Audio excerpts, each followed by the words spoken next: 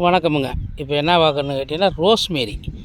இது என்ன ஸ்பெஷல்னு கேட்டிங்கன்னா, நல்ல மணம் இருக்குமுங்க. இதை நிறையா பெண்கள் தைலம் மாதிரி காய்ச்சி செண்டு மாதிரி யூஸ் பண்ணுறாங்க. இயற்கையிலே வர்றதுங்க, எந்த கலப்படமும் இல்லாமல் வர்றது ரோஸ்மேரி. இது ஒரு மர வகையை சேர்ந்ததாங்க. பார்க்குறதுக்கு சின்ன நாற்றாக இருக்கும்.